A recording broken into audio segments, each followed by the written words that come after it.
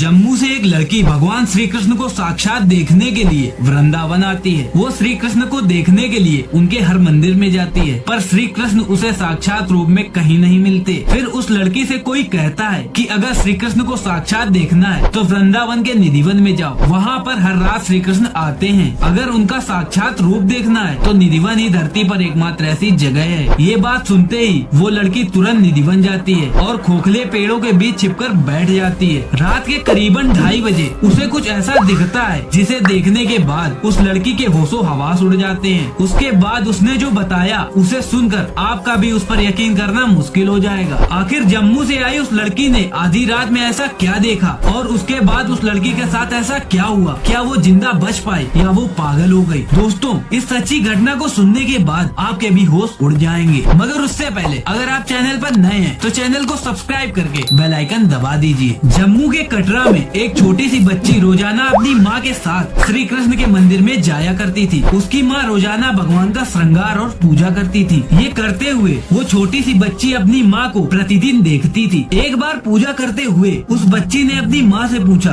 कि माँ, भगवान मुझसे कब मिलेंगे? ये सुनकर उसकी माँ बोली कि बेटा, जब तू भगवान की इतनी बड़ी हो जाएगी तो भगवान तुझसे जरूर मिलेंगे। समय बीतता गया और वो छोटी सी बच्ची अब बड़ी हो चुकी थी। तब फिर से उसने अपनी माँ से कहा कि माँ, अब तो मैं भगवान जी के इतनी बड़ी हो गई हूँ, क्या अब भगवान जी मुझसे बात करेंगे? ये सुनकर उसकी माँ ने ये सब टालने के लिए उससे कहा कि बेटा, भगवान जी ऐसे ही नहीं मिल जाते, उसके लिए तुम्हें कठिन साधना करनी पड़ेगी। पानी में गले तक खड़े होकर भगवान का नाम जपना होगा। उसने ये सब किया, परंतु उसे इन सब का कुछ भी फल नहीं मिला, क्योंकि उसे ज्ञान नहीं बल्कि भगवान श्री कृष्ण के साक्षात दर्शन चाहिए थे। फिर बाद में उसे किसी से पता चला कि श्री कृष्ण तो वृंदावन में मिलते हैं, वो वहीं रहते हैं। बस ये सुनने के बाद वो लड़की तुरंत वृंदावन आ जाती है और वृंदावन आकर सबसे पूछती है कि कान्हा कहाँ मिलेंगे? तो सबने उससे कहा कि कान्हा तो बांके बिहारी मंदिर में मिलेंगे। और वो मटका भरकर मक्खन और हाथ में बांसुरी लेकर बांके बिहारी मंदिर पहुंच जाती है और पुजारी जी से बोलती है कि मुझे कान्हा से मिलना है। तो वो पुजारी जी कहते हैं कि लो, कर लो अपने कान्हा के दर्शन।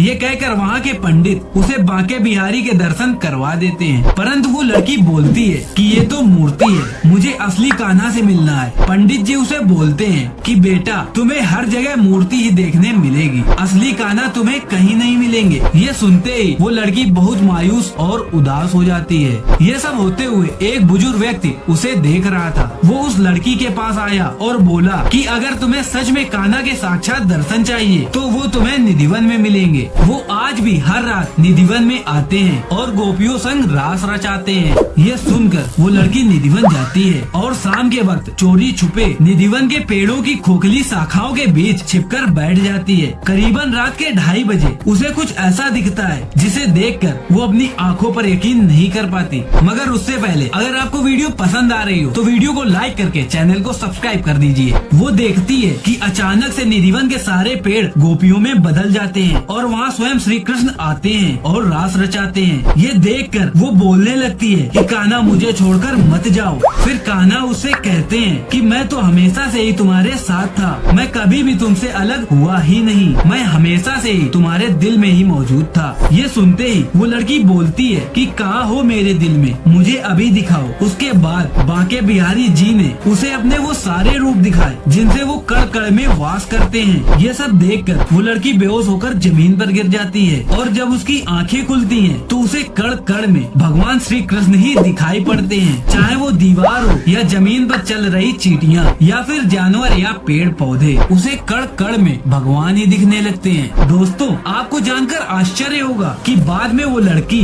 कान्हा से विधिवत शादी भी करती है। इस लड़की को लोग आज भी मीरा कहकर बुलाते हैं। जी हाँ दोस्तों, ये मीरा आज भी वृंदावन की गलियों में कहीं न कहीं देखने को मिल जाएंगी। दोस्तों, वीडियो पसंद आई हो तो वीडियो को लाइक करके चैनल को सब्सक्राइब जरूर करिएगा और कमेंट्स में जय श्री कृष्णा अवश्य लिखिएगा। मिलते हैं नेक्स्ट वीडियो में।